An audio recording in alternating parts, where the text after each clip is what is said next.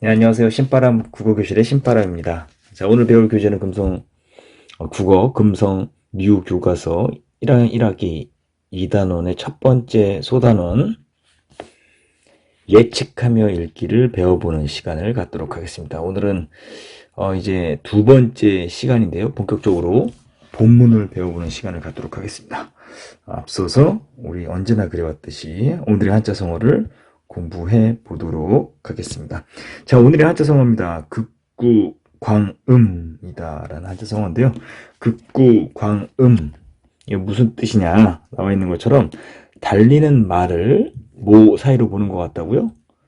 문틈으로 보는 것과 같다라고 지금 이야기하고 있습니다. 이것은 어떤 의미냐 하면요, 세월이 매우 빠르게 흐른다라는 거죠. 이게 극자가 틈극자, 망아지 구자, 그리고 빛광자, 그리고 그늘 음자 이런 뜻이에요. 그러니까 흘러가는 세월의 빠름은 달려가는 말을 문틈으로 보는 것과 같다 이런 뜻이에요. 그러니까 시간이 굉장히 빠르다라는 거죠. 여러분들 초등학교 졸업한 게 엊그제 같죠?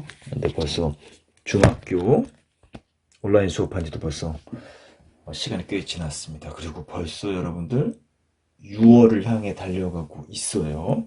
세월이 매우 빠르죠? 그 빠른 세월 가운데 내가 의미 있는 삶을 살기 위해서는 최선을 다하는 삶, 하루하루 최선을 다하는 삶을 사는 것이 필요할 것입니다. 자, 그래서 여러분들, 오늘도 열심히 수업에 참여해 주시길 부탁드릴게요.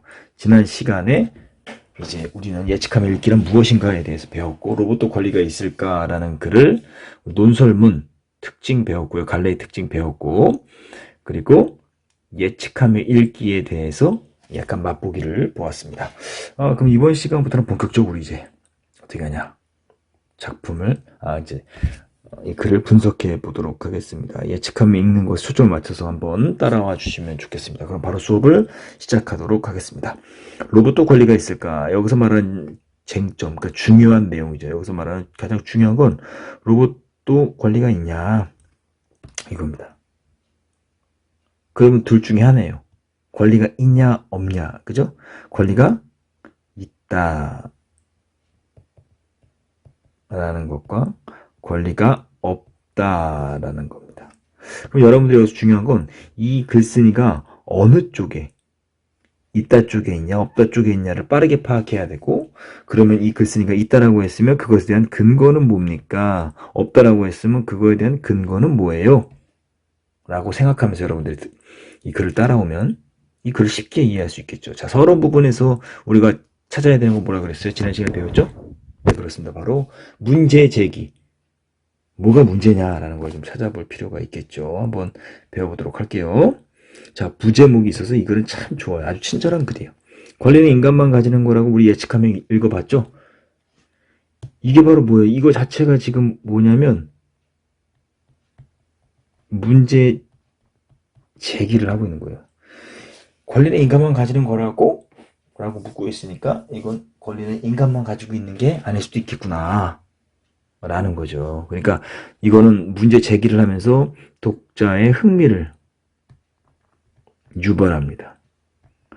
흥미를 유발한다는 이야기는 뭐냐면 독자가 글을 끝까지 읽을 수 있는 원동력이 되는 거예요. 여러분들 예고편 봤어요? 영화 예고편을. 근데 재미가 하나도 없어요. 그럼 그 영화 봅니까 안 봅니까? 안 봐요. 마찬가지입니다. 이렇게 시작하는 부분에서 독자의 흥미와 호기심을 자극하면 독자는 끝까지 글을 읽어요. 하지만 초반에 독자를 흥미와 호기심을 독자에게 주지 못하면 여러분들 독자는 끝까지 글을 읽지 못해요. 그렇기 때문에 여러분들이 이 부분을 잘 파악하셔야 됩니다. 문제 제기가 너무 빠르게 나왔습니다. 지금 이제 서론 부분이에요.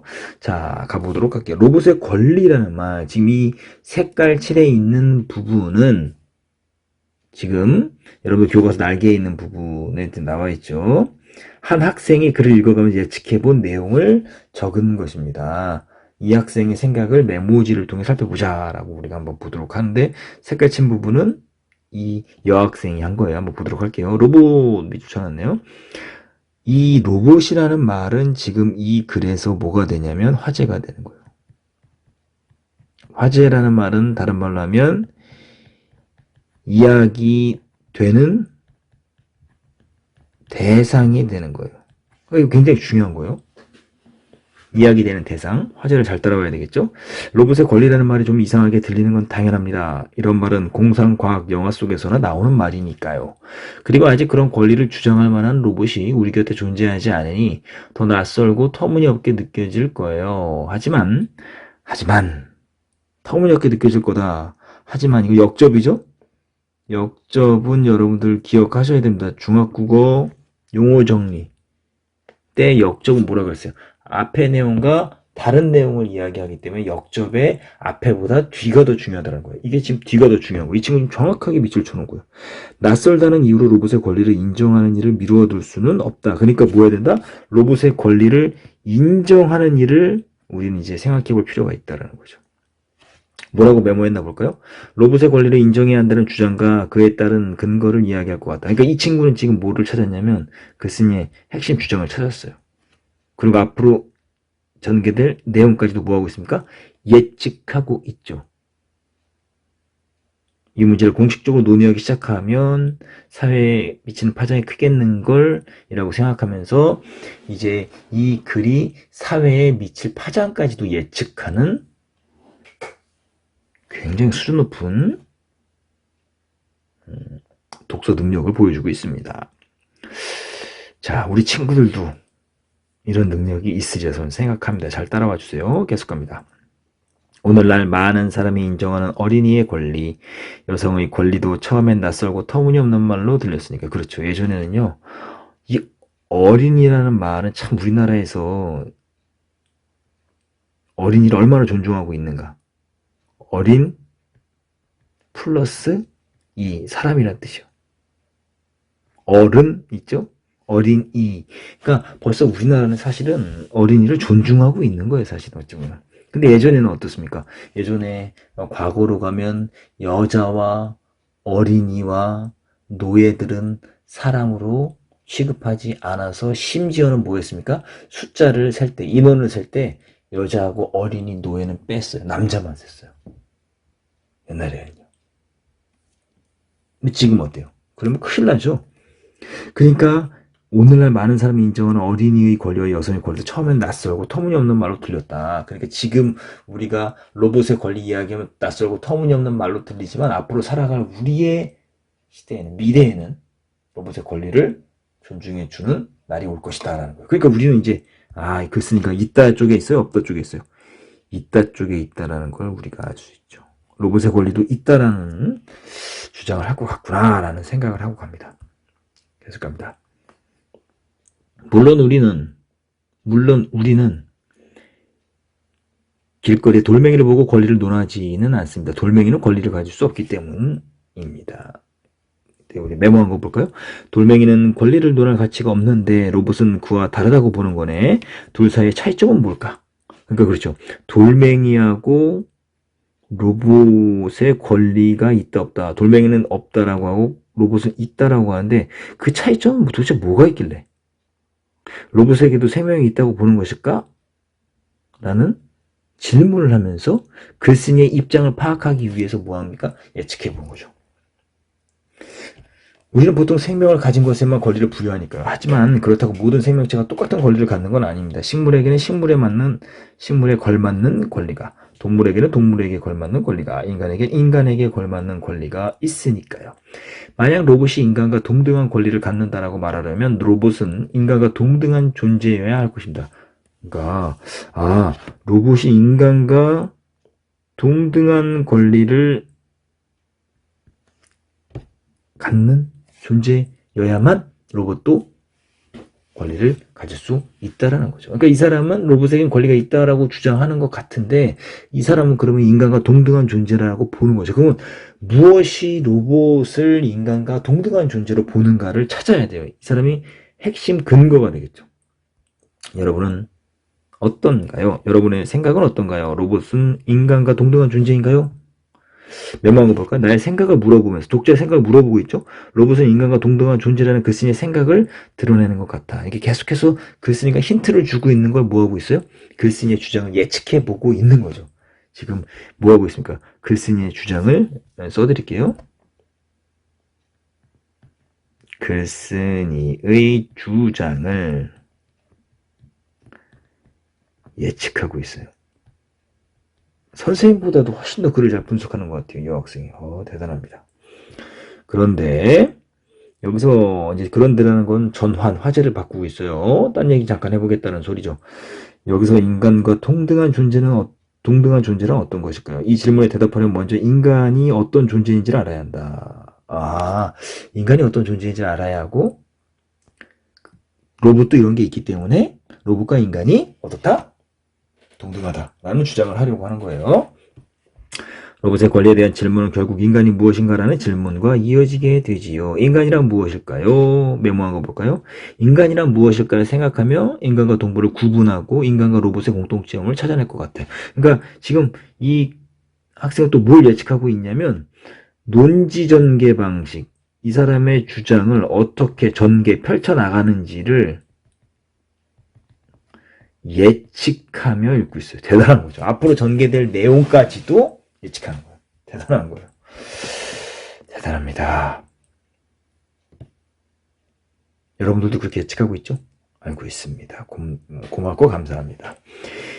이것은 철학이 2000년이 넘는 동안 고민해온 문제지만 아직도 모든 사람이 동의하는 답을 내놓지 못하는 걸 보면 그러니까 이 고민은 인간이란 어떤 존재인가에 대한 답을 찾았다고 찾지 못했다고요. 찾지 못했다. 풀지 못한 숙제임을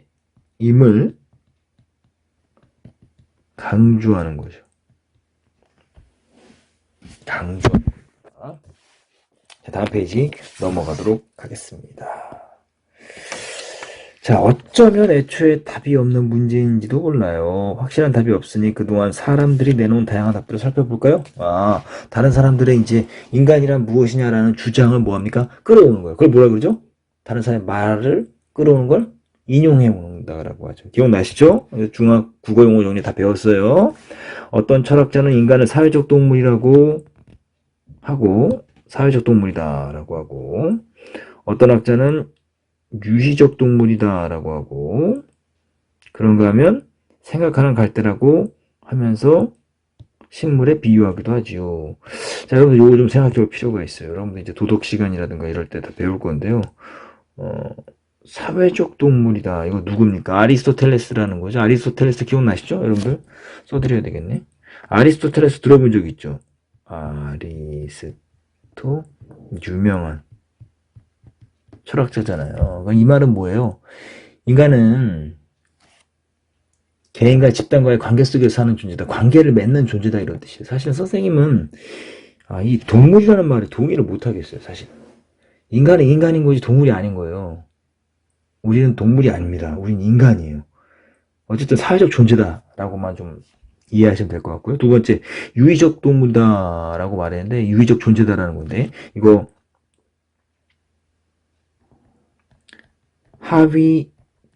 하위징아라는 철학자가 이야기한 거예요. 결국은 무슨 뜻이냐면 인간은 삶의 기쁨을 표현하며 사는 존재다. 자신의 감정을 적극적으로 표현하는 존재다라고 하위징아가 이렇게 말했고요. 그런가 하면 생각하는 갈대, 이거 유명하죠 여러분들? 파스칼, 수학자이면서 철학자. 생각하는 갈대, 이 파스칼의 내기 굉장히 유명한데 여러분들 한번 찾아보세요. 파스칼의 내기 한번 꼭 좀 찾아보십시오. 자, 인간은 생각하는 갈대, 이건 무슨 뜻이냐면 연약한 존재이지만, 갈대는 연약한 거잖아요. 금방 툭툭 부러지잖아요. 하지만 생각한다라는 거, 생각은 뭡니까? 사유한다라는 거예요. 생각의 다른 말, 사유하는 존재이기 때문에 인간의 위대함은 거기서 나온다는 거예요. 연약한 존재인 인간은 생각하기 때문에 위대하다라는 거예요. 그러니까 우주를 뭐 할 수도 있다? 포용할 수도 있는 그런 넓은 사유를 할 수 있는 게 바로 인간이다라는 거죠.